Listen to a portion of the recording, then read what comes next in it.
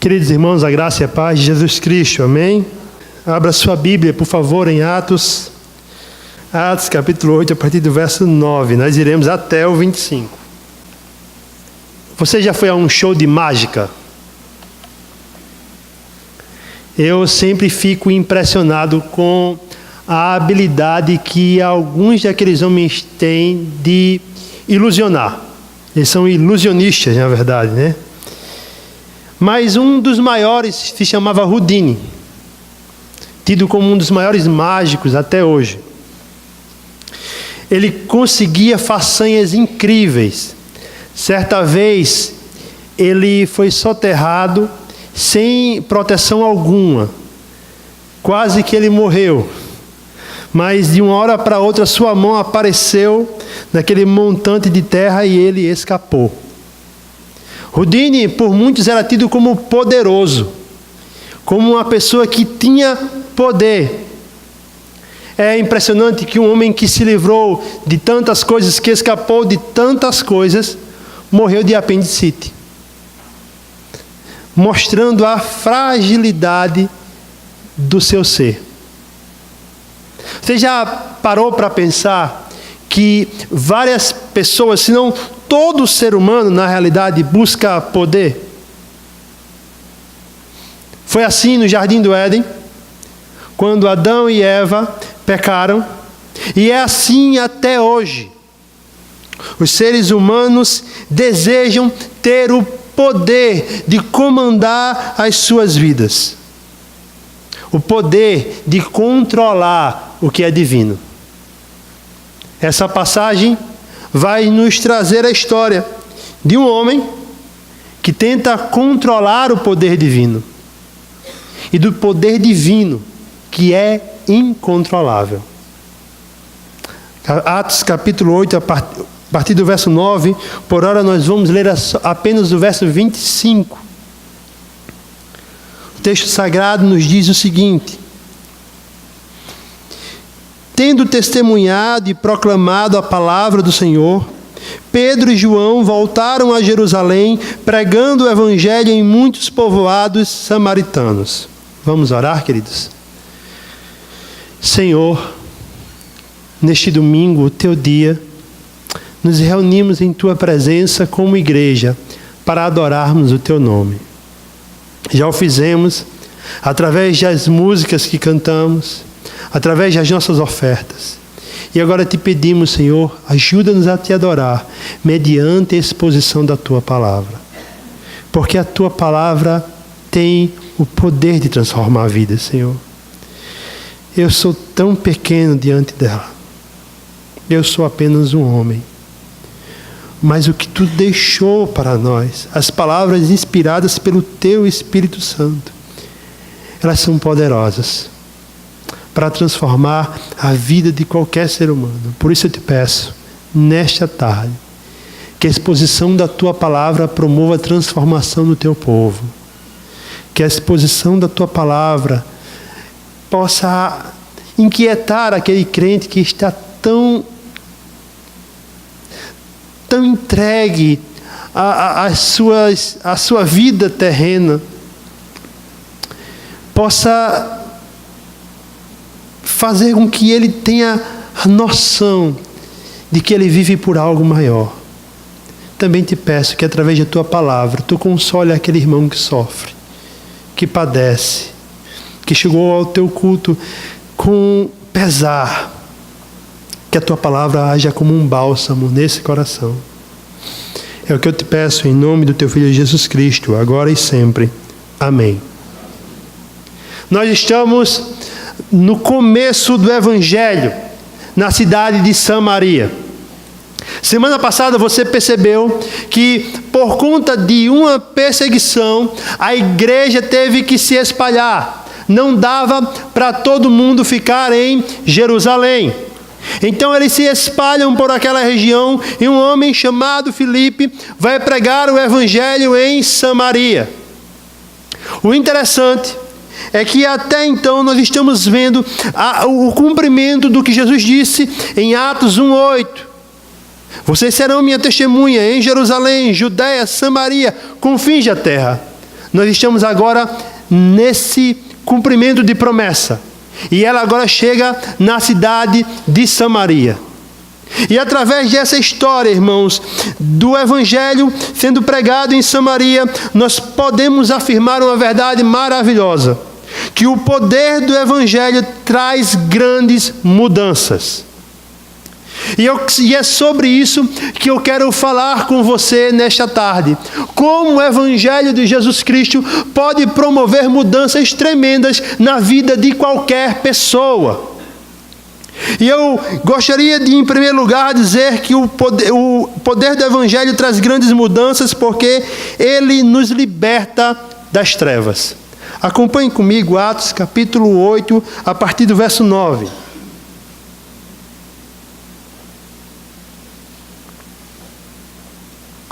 Um homem chamado Simão vinha praticando feitiçaria durante algum tempo naquela cidade, impressionando todo o povo de Samaria.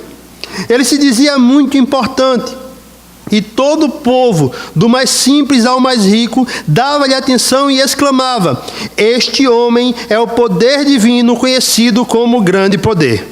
Eles o seguiam, pois ele os havia iludido com sua mágica durante muito tempo. No entanto, quando Filipe lhes pregou as boas novas do reino de Deus e do nome de Jesus Cristo, creram nele e foram batizados, tanto homens como mulheres. O próprio Simão também creu e foi batizado, e seguia Filipe por toda parte, observando maravilhado os grandes sinais e milagres que eram realizados. O autor sagrado agora nos traz o que está acontecendo naquela cidade, na cidade de Samaria, e ela tem um dono. O nome dele é Simão. Quando a Bíblia nos traz essa ideia deste mago, ela não está querendo trazer a ideia apenas de um ilusionista, desses mágicos meia boca que tem por aí, mas de um homem realmente que demonstrava grandes ações de poder. O problema da questão era de quem esse poder vinha, ou de onde o poder provinha. Das trevas. Simão era um mago, conhecido por todos, que fazia feitos incríveis. E o que ele causa no povo? Admiração. Seja rico, seja pobre, todos reconhecem Simão como um homem poderoso. Alguns comentaristas vão dizer que para a população aquele homem era uma manifestação do próprio ser divino. É de impressionar como Simão domina aquela cidade, aquela região onde ele se encontra. Mas para compreendermos isso melhor, nós temos que voltar um pouco no tempo a respeito da história de Samaria. Vocês devem se lembrar que ainda no Antigo Testamento, o reino de Israel foi dividido. 10 tribos para um lado, 2 para o outro. O reino do norte se desvia completamente do Senhor. É dizimado. Na sua região, após o exílio, aqueles homens colocaram pessoas de várias nações para morar ali. O que aconteceu? Houve um crescente misticismo cultural. O povo de Samaria até acreditava na lei, no Pentateuco, e adorava no templo do Monte Gerizim. Todavia, por conta da mistura que havia naquela cidade de culturas, aquele povo se tornou, digamos assim, de fácil aceitação de obras místicas. E agora Simão está lá, demonstrando todo o seu poder. Aquele povo segue aquele homem. Aquele povo anseia por ouvir e ver Simão. Porque Simão trabalhava para satisfazer o desejo do povo. É interessante, queridos, que aquele homem estava enricando às custas daquele povo. Ele não fazia nada de graça. Então imagine o que era ser Simão em Samaria. Conhecido, adorado, idolatrado. O cara. Por onde passava, todos tinham respeito. Por onde passava, todos sabiam: este homem, não brinque com ele, ele é poderoso. Só que o autor sagrado coloca uma daquelas conjunções que muda toda a história. Quando no versículo 12, ele nos fala que, no entanto, quando Filipe lhes pregou as boas novas do reino de Deus e do nome de Jesus Cristo, creram nele e foram batizados. O reinado de Simão teve um fim. O reinado de Simão caiu por terra. Por quê? Porque chegou alguém mais poderoso que Simão. Chegou alguém ainda mais poderoso que o principal mago daquela região. Um diácono chamado Felipe. O texto nos fala, e você acompanhou semana passada, que os espíritos imundos saíam, dando gritos, e muitos paralíticos e mancos foram curados. Assim houve grande alegria na cidade.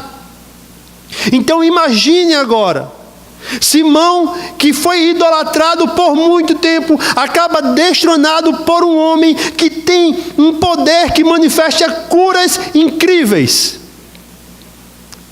Você tem que se lembrar que naquela época, a operação de milagres que eram manifestados através de pessoas, comprovavam o seu ministério.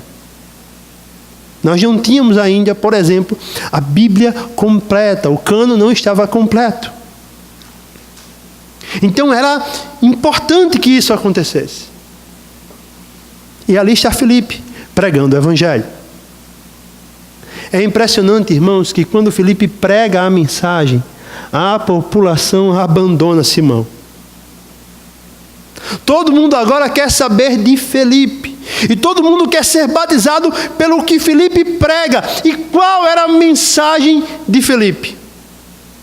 Fundamentada no que o autor de Atos, Lucas, nos fala em 2 pontos. O reino de Deus. E aqui, como nos diz Wisby em seu comentário, ele não está pregando apenas sobre a chegada do reino, mas sobre o poder do rei. Ele está pregando que existe um Deus todo-poderoso que domina toda a terra. Ele está pregando que existe alguém maior até mesmo que ele. O outro ponto, sobre Jesus Cristo. E aí eu quero que você pense. Aquele povo tinha o Pentateuco. Aquele povo aguardava o Messias. Mas você já imaginou o que era aquele homem pregar sobre Jesus quando este não estava mais na terra? Falar sobre ressurreição, que era algo impensável naquela época, e de repente a multidão crê. O poder das trevas é destronado. Como, irmãos? Com a simples pregação do Evangelho. Você já parou para pensar em algumas verdades a respeito deste texto? Você já parou para pensar que Filipe está pregando o que o povo realmente precisava, enquanto Simão dava o que o povo queria para satisfazer os seus desejos temporais? Filipe prega a real necessidade do homem e satisfaz os desejos eternos daquela população. Meus irmãos, não há mensagem mais poderosa que o Evangelho. Não há, queridos, mensagem mais transformadora que o Evangelho. E eu quero que você pense comigo. Quando eu leio esse texto, eu me recordo de Isaías capítulo 8, no final do capítulo, quando Deus orienta a nação e diz: vocês não podem procurar aqueles que usam da adivinhação, vocês cairão em trevas. O capítulo 8 de Isaías acaba de forma triste, escura. Mas no capítulo 9, existe a promessa daquele que seria luz para as nações. Talvez você pense: poxa, Antônio, eu nunca me meti em nenhuma obra de feitiçaria. Eu nunca me meti em nenhuma obra de adivinhação. Eu nunca caí nessa lorota. Mas eu quero afirmar a você, você não estava em uma situação tão diferente deste povo. Você estava imergido em trevas. Eu e você estávamos perdidos. Nós não enxergávamos a luz e não tínhamos capacidade alguma para isso. Eu e você não amávamos o Senhor, ao contrário, nós o odiávamos. Nós éramos opositores de Deus. Contudo, não existe trevas tão densas que a luz do Evangelho não possa dissipar. Pensa comigo, meu irmão. Pensa comigo naquele traficante, o pior da favela. Ele domina todo aquele reino. Ele maltrata as pessoas. Ele subjuga os mais fracos. Ele se sente o dono do poder. Pense comigo, meu querido, num bruxo. Aquele que ganha dinheiro fazendo magia e destruindo vidas. Que não tem qualquer amor à pessoa de Deus, antes é declarado inimigo dele. Pense comigo também em um político. Aquele que desviou bilhões. Que não ligou para o seu imposto, que não ligou para a sua renda, só quis roubar e ficar mais poderoso. Sabe o que é incrível?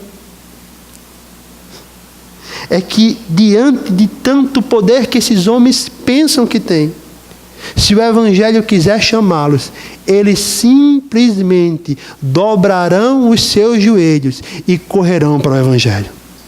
Sabe por quê, meu irmão? Porque o Evangelho é poderoso. Pense também naquele cidadão de bem, que acorda todo dia de manhã às 6 para ir trabalhar, que paga seus impostos, que não aceita suborno. Esse, como traficante, como político, como o bruxo, também está nas trevas, também está perdido. Não importa quão bom ele pareça à sociedade, ele está indo para o mesmo lugar do traficante, do bruxo e do político. Ele tem pavor à igreja. Por quê? Porque ele não acredita no Evangelho. Ele não acredita nessa história de crente. Ele tem raiva disso. Sabe o que acontece? Um belo dia, o Evangelho brilha para ele e ele se converte. Por quê? Porque o Evangelho é poderoso. O Evangelho é transformador, meu irmão. O Evangelho muda as situações. Agora, meu irmão, pense bem. E pense muito bem em você. Quem era você? Quem era Antônio Costa? Um medroso, que tinha medo da morte, que não conseguia dormir direito. Ia dormir 2, 3 da manhã porque não sabia se ia acordar e para onde ia. Mas um dia, aleluia, o Evangelho brilhou para mim e eu vi a cruz de Cristo e hoje eu durmo em paz. Sabe por quê?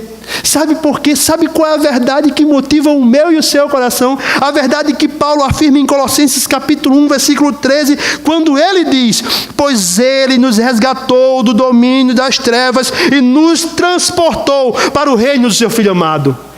Sabe o que é incrível nesse versículo? É que Paulo está dizendo: um belo dia, você acordou nas trevas, você acordou condenado, você acordou perdido, e aí você veio para o culto, e aí ouviu um homem falar, e de uma hora para outra você acreditou naquilo, e de uma hora para outra Deus lhe chamou Pois bem, naquele exato momento, você saiu do reino das trevas e já apareceu no reino da luz. Não precisou de processo, não precisou de carta, não precisou de intimação. Você simplesmente mudou de posição. É o que acontece em Samaria. Aqueles crentes mudam de posição, não por méritos próprios, não porque são bons, mas pelo poder do Evangelho. Isso também me faz pensar, quais são as trevas que você está enfrentando? Sim. Quais são os pecados que você enfrenta no dia a dia, que você não consegue se libertar? Aquele pecado que tira a sua esperança, que maltrata o seu coração, que faz com que você possa chegar a pensar que não é um eleito de Cristo. Eu quero dizer a você, o remédio para o seu pecado não é uma terapia motivacional. O remédio para o seu pecado não é um programa de atitudes. O remédio para o seu pecado é o Evangelho. Eu e você precisamos do Evangelho diariamente. Eu e você precisamos ser evangelizados de domingo a domingo. Não deixe para ouvir o Evangelho apenas no domingo. Ouça também na segunda, terça, quarta, quinta, sexta e no sábado. Não perca tempo, meu irmão. Corra para o Evangelho. É isso que nos enche de alegria. É isso que nos motiva. Agora também, queridos, o Evangelho nos concede algo maravilhoso. Através do seu poder, Ele nos concede o Espírito Santo.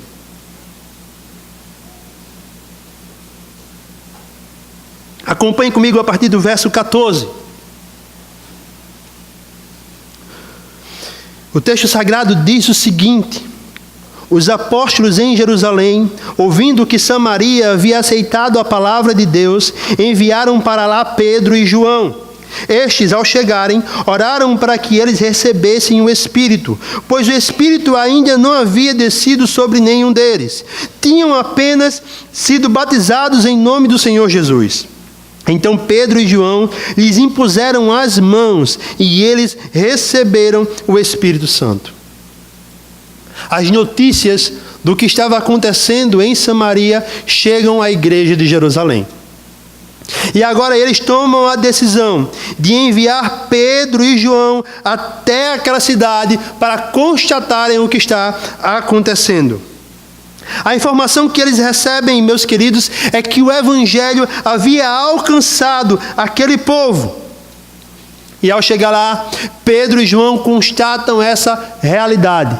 Realmente o povo de Samaria Deus abriu o coração do povo de Samaria para o Evangelho. O que eles fazem agora? Eles oram para que aqueles crentes recebam o Espírito Santo. Aí você pode levantar algumas problemáticas, e eu aceito elas. Mas eu quero tentar respondê-las aqui. Em primeiro lugar, eu quero dizer a você que aqueles crentes já tinham o Espírito Santo.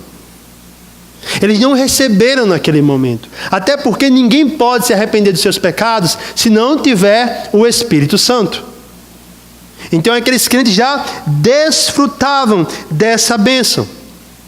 Outra coisa que eu quero falar para você é que muitos argumentam que essa passagem dá base para o que os pentecostais chamam de revestimento de poder ou segunda bênção, quando não dá. Não há como eu afirmar por essa passagem que aqueles crentes foram batizados com o Espírito Santo no sentido de segunda bênção.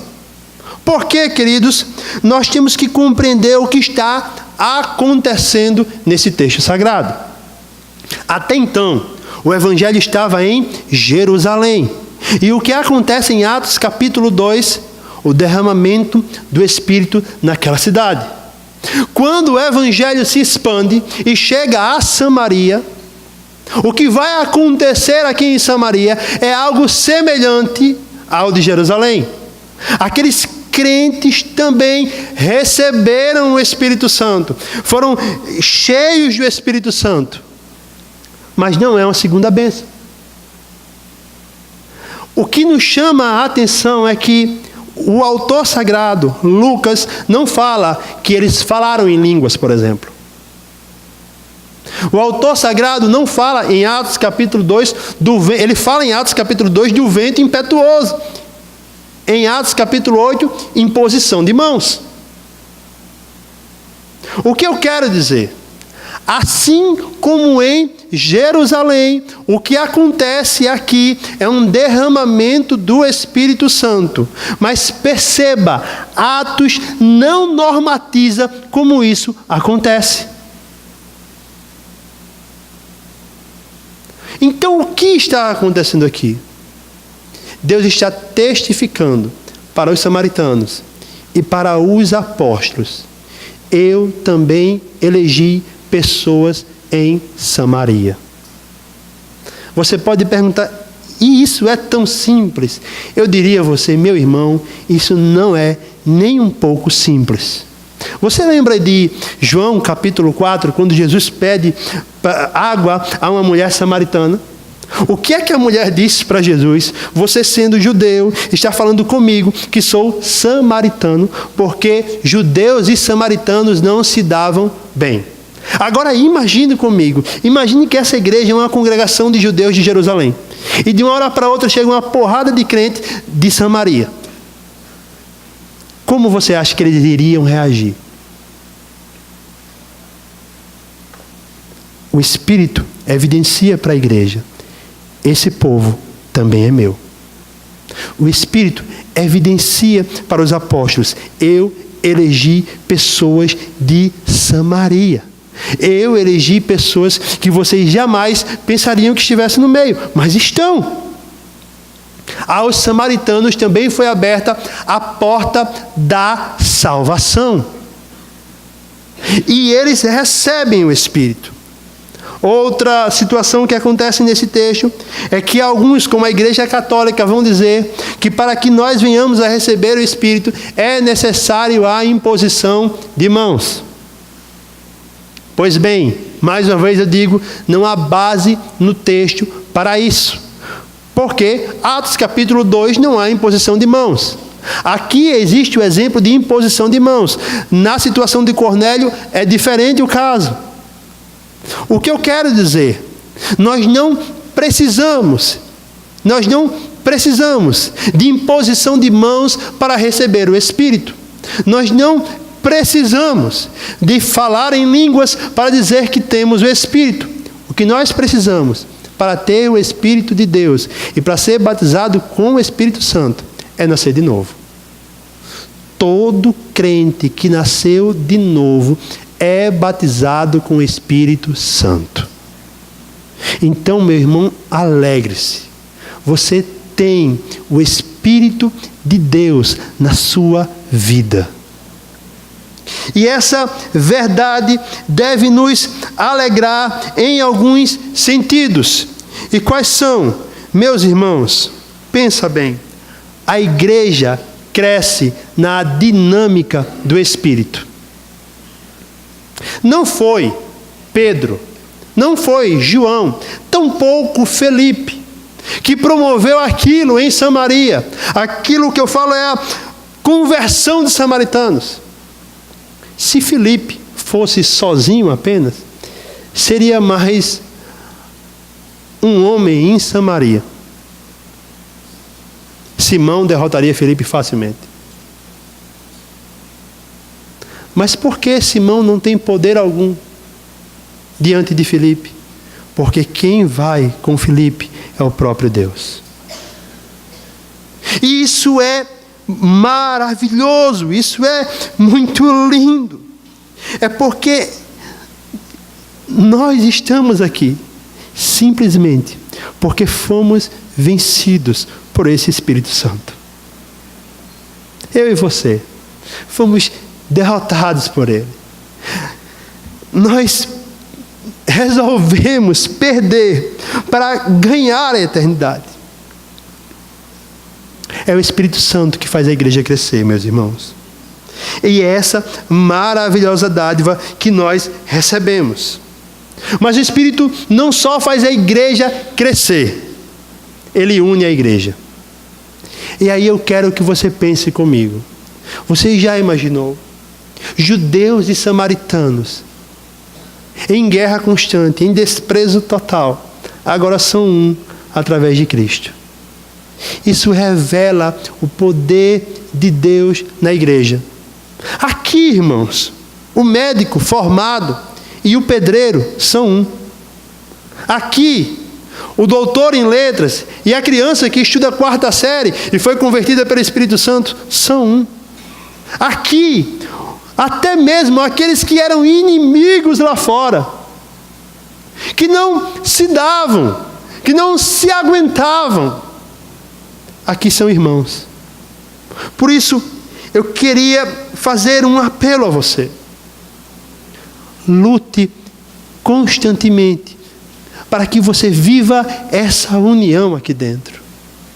Lute constantemente para que você possa desfrutar dessa união na igreja. Não importa o tamanho da sua habilidade intelectual. Não importa quantos mestrados, doutorados você tem. Você deve lutar e amar o seu irmão. Não importa se você é de direita, se você é de esquerda, se você é de centro. O que torna você filho de Deus não é a sua habilidade intelectual, não é o seu partido político, não é o lugar onde você nasceu. O que torna você igreja é o Espírito Santo de Deus. Por isso nós devemos lutar por isso. Nós devemos batalhar pela união da igreja. Nós devemos caminhar nesta direção. E caminhe também, meu irmão, para uma vida cheia do Espírito Santo. Por muitos anos eu pensava que uma vida cheia do Espírito Santo seria manifestações poderosas, seria sonhar e adivinhar o que A está pensando, seria ver pessoas interpretando outras línguas. Não é, irmão. Seu sonho, no fim das contas, é um sonho. O que é que Paulo fala sobre ser cheio do Espírito Santo? Ele vai dizer em Efésios, capítulo 5, versículo 18, ele vai dizer: não se embriaguem com o vinho que leva à libertinagem, mas deixem-se encher pelo Espírito, falando entre si com salmos, hinos e cânticos espirituais. John Stott, falando sobre esse texto, ele não está dizendo aqui que ele afirma que Paulo não está dizendo ou falando sobre falar em línguas e cantar em línguas. Ele está falando de você cantar e salmodiar aqui. Ele está falando de que você deve, como igreja, valorizar a adoração conjunta. Em outras palavras, crente cheio do Espírito Santo ama o domingo, mas não ama porque é folga, ama porque vem para o templo. Então, pensa muito bem comigo. O que adianta você fazer descer canivete do céu se você falta 8 domingos? O que adianta você ver alguém marchando por aí, que eu não sei para que marcha, mas se a vida dele não condiz com o Evangelho, é melhor ir para o 7 de setembro. Vai marchar direito, né? Mas eu quero que você pense muito bem. Do que adianta você chorar, se rasgar, até mesmo hoje, se amanhã o Evangelho não faz diferença alguma na sua vida? Com isso eu digo, crente cheio do Espírito Santo ama o domingo, cultua no domingo, mas vive o domingo na segunda, na terça, na quarta, na quinta, na sexta e no sábado.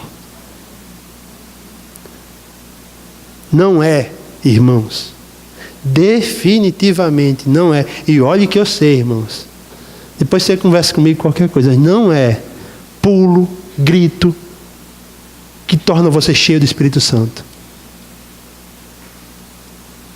Uma vida cheia do Espírito Santo é uma vida piedosa. é alguém olhar para você e enxergar o Evangelho. E enxergar você, como Paulo vai dizer, um luzeiro no mundo. Luz para as nações. Por fim, meus irmãos,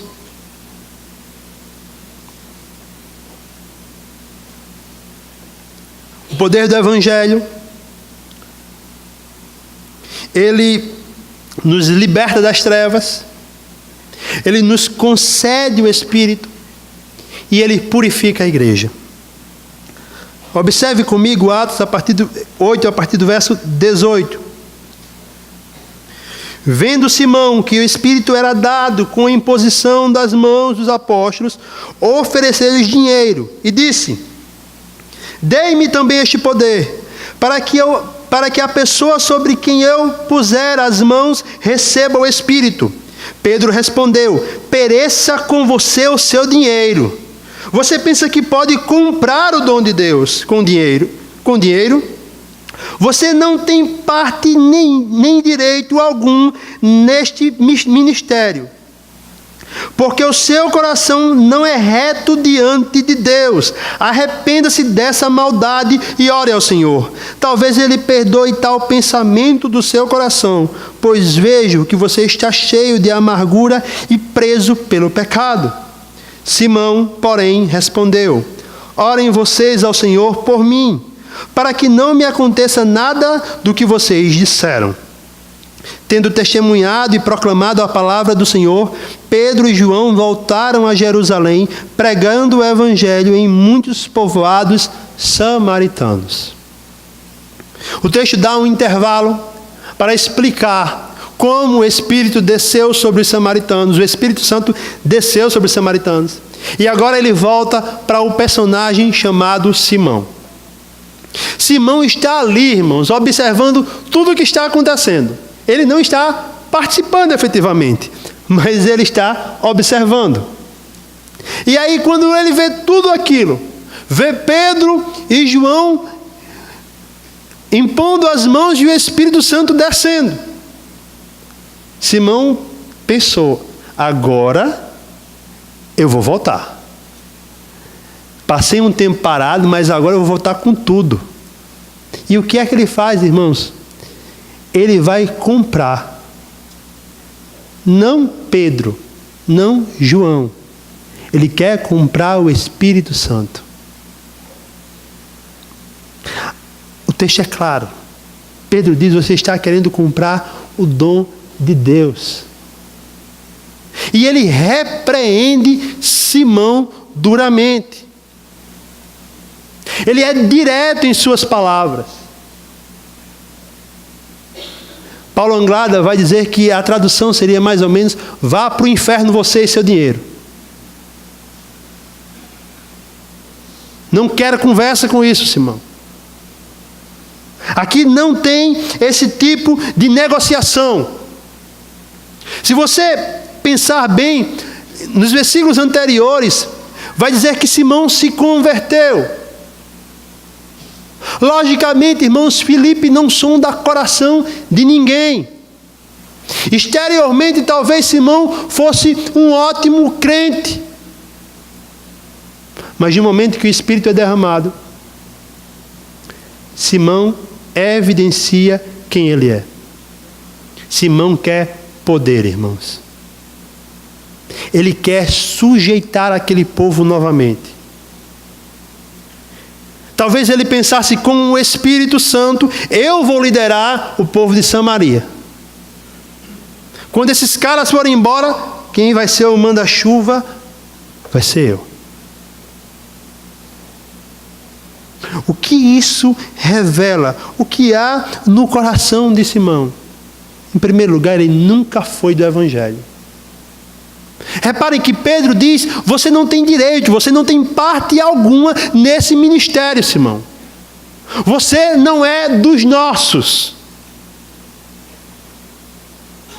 Você acha que Pedro fez isso de forma mansa?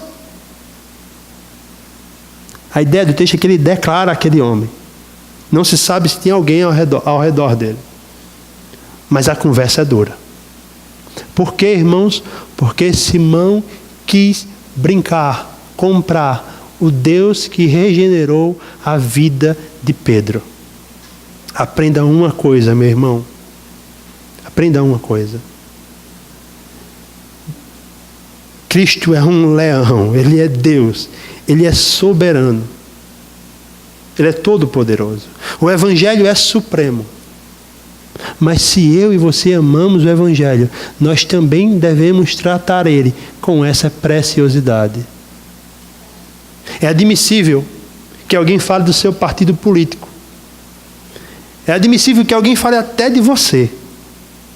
Mas é inadmissível que alguém fale do Evangelho e você simplesmente aceite essas acusações. Porque o Evangelho é poderoso e precioso demais, irmão. O que eu e você vivemos aqui não é lorota. É verdadeiro, é real. Custou o sangue de Cristo. E Simão quer se apossar disso. Quer ser o proprietário do Espírito. Pedro continua e diz: rapaz, tem uma coisa que você precisa fazer. É se arrepender. Arrependa-se. Certa vez eu estava vindo da casa de Ingrid e eu tive que pegar um Uber. E quando eu peguei o Uber, geralmente, às vezes eu vou calado, às vezes eu converso alguma coisa, mas nesse dia eu estava lá calado na minha, e estava tendo um evento de um missionário, não importa quem era, lá do lado do Almeidão. Daqui a pouco aquele homem, o motorista, olha para mim e faz: hoje vai estar um bando de bestas aí ao lado, perdendo tempo. Eu disse: é mesmo, rapaz? Ele disse: é. Sabe por quê? Porque eu fui 3 anos de tal denominação. E eu sei muito bem que isso acontece. E eu perguntei: meu querido, o que você é agora? Ele disse: eu sou espírita. Irmãos, eu estava pagando o Uber, né? Então eu era o cliente. Disse: meu querido, me diga uma coisa. Por que você virou espírita? Disse: porque eu não admito que alguém possa ser salvo pela graça. Eu não admito que alguém possa ser salvo sem praticar boas obras. Porque não é uma boa pessoa. Isso é fantasia. A única resposta que eu tive para aquele homem foi recitar o Evangelho para ele e dizer: meu querido, isso é real. O apóstolo Paulo vai dizer em Efésios capítulo 2, versículo 8: pela graça sois salvos, e isto não vem de vós, é dom de Deus. E ele disse: eu não acredito. Então eu disse: você vai perecer não acreditando. Você morrerá não acreditando, irá para o inferno sem acreditar. Mas o Evangelho é real. O Evangelho é lindo demais para que alguém possa pisá-lo, zombá-lo, deixá-lo de lado. E ainda dei 1 estrela para ele, que no atendimento não foi bom.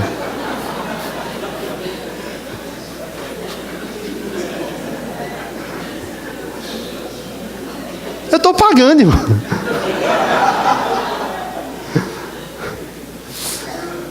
Mas o que acontece, querido?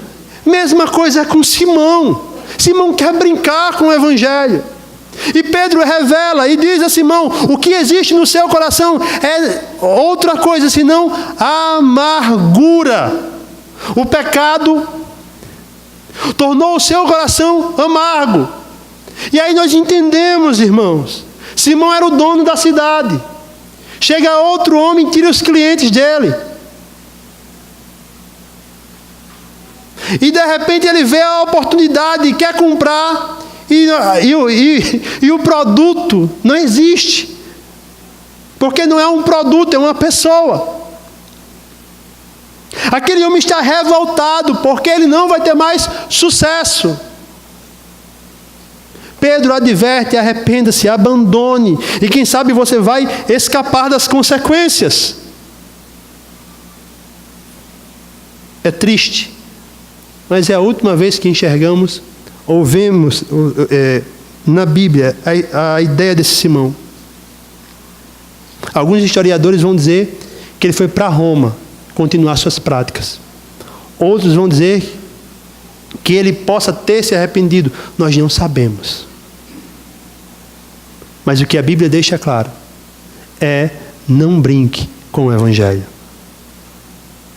Existem pessoas por aí, irmãos, que brincam com o Evangelho, que se intitulam de vários nomes grandiosos, que colocam supostos milagres, afirmando que estão cheios do poder de Deus. Essas pessoas estão cheias de demônios. Elas não têm o Evangelho, elas não têm parte no Evangelho, porque elas não pregam o Evangelho bíblico. A essas pessoas está reservado duro juízo. A essas pessoas está reservado dura pena. Assim como os irmãos serão frustrados em seus ideais. Sabe por quê? Porque o único poder que prevalecerá é o do nosso Deus. É o que Paulo vai falar em Filipenses capítulo 2, é diante o nome de Cristo que todo joelho se dobrará. Saiba disso. Um dia você vai se dobrar diante de Cristo. Oremos e que venhamos a perseverar, que seja em adoração e não em condenação. Outra verdade que deve nos assustar nesse texto é o nominalismo. Crentes nominais, irmãos. Crentes que não têm compromisso com a verdade. Crentes que estão ali simplesmente como se frequenta um clube. Por vezes, nós somos tentados a agir como Simão, a pensar que a oração que nós fazemos todos os dias é moeda de troca do favor divino, quando não é. Nós pensamos por vezes que o dízimo que nós damos é a mensalidade da bênção. Não é. E o mais perigoso, irmãos, é que você, nós podemos enganar qualquer um, mas de Deus não se zomba. Por isso, eu alerto a você: acorde. E acorde rápido. Arrependa-se do seu pecado e viva o Evangelho de forma real. Ou você vai perecer feito esse homem. Você pode ser o doutor em calvinismo e estar longe da graça. Não seja assim. Ame o Evangelho. Viva o Evangelho. Defenda o Evangelho para a glória de Deus. O texto, por fim, termina com Pedro e João pregando em todos os vilarejos que podiam. Como eu e você seguiremos a nossa caminhada? Se você está distante, arrependa-se, volte e pregue o Evangelho. Se você está desfrutando da comunhão com Deus, entenda, você deve pregar o Evangelho. Porque é a melhor e mais poderosa mensagem que temos. Eu comecei essa pregação, falando sobre o mágico Houdini. Ele morreu, irmãos. Ele foi um fracasso total. Mas existe um que é todo poderoso. Reparem, eu falei por vezes do Evangelho, Porque como John Piper, eu concordo em uma coisa: o Evangelho não é apenas uma mensagem. O Evangelho é uma pessoa, é o próprio Deus. Como diz John Piper, Deus é o Evangelho, porque no Evangelho Deus se oferece à humanidade. Por que você está aqui? Porque Deus elegeu você, transformou a sua vida. Então cabe a mim e a você vivermos para a glória dele. Que Deus em Cristo nos abençoe.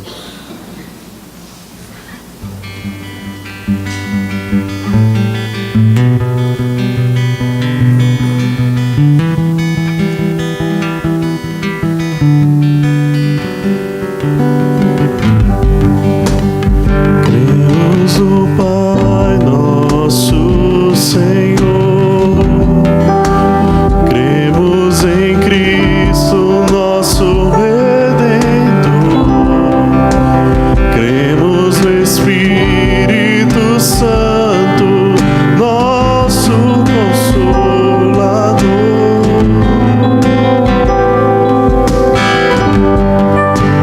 Nos reunimos em comunhão, no partilhar do vinho e pão. Tua palavra nos aponta a direção.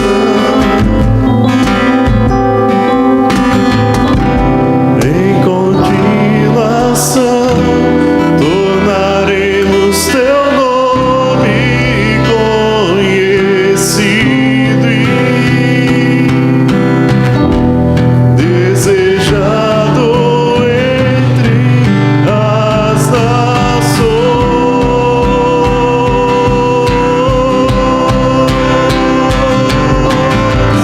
O justo em carne se fez nosso sacrifício.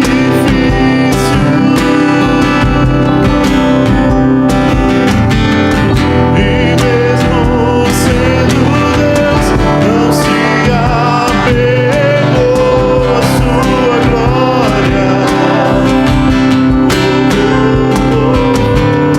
Bebeu da ira do Pai e pra nos tornar belos, abriu mão da sua beleza, mas a morte ele venceu,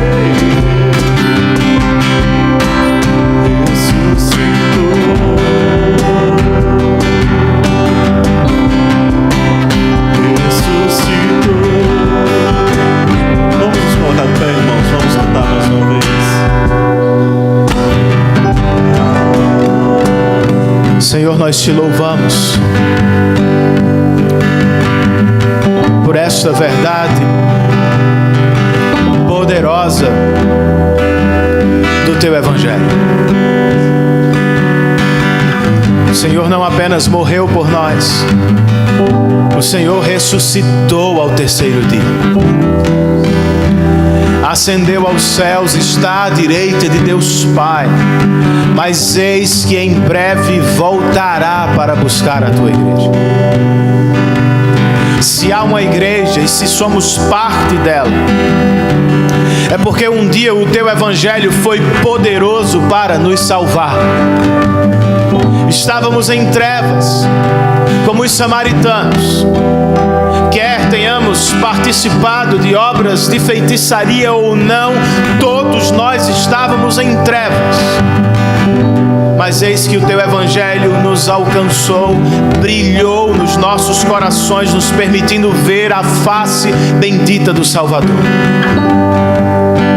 Dá que sejamos agora sempre cheios do teu Espírito,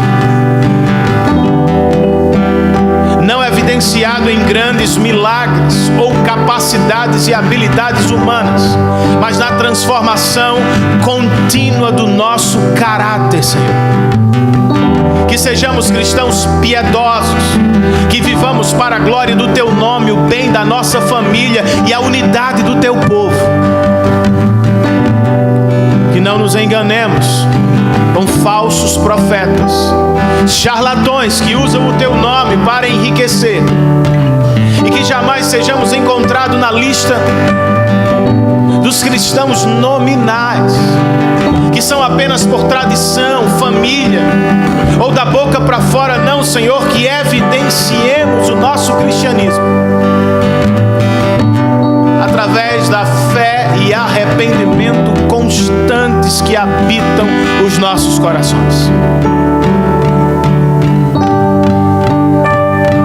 Espírito Santo de Deus, como fostes com Filipe naquela ocasião, seja conosco nesta tarde. Salva aqueles que são de Deus, santifica aqueles que são teus. É o que nós te pedimos, Senhor, em nome e para a glória de Jesus Cristo. Amém. Eu vou rogar as bênçãos do Senhor sobre nós, irmãos. Mas logo depois eu peço que vocês permaneçam aqui, que cantemos outra vez este refrão, e que enquanto estamos cantando, vocês esperem até que eu, o pastor André e o nosso irmão Antônio, pregador da noite, se coloquem à porta para cumprimentar todos vocês. Vamos receber a bênção do Senhor. Que o amor de Deus, nosso bendito Pai, que a graça de nosso Senhor e Salvador Jesus Cristo, que a comunhão, o poder, a consolação e o cuidado do Santo Espírito de Deus estejam sobre todos nós, também sobre todos os nossos irmãos espalhados pela face da terra, desde agora e para todos sempre. Todos nós dizemos em uma só voz: amém. Vamos cantar outra vez. O justo em carne se fez.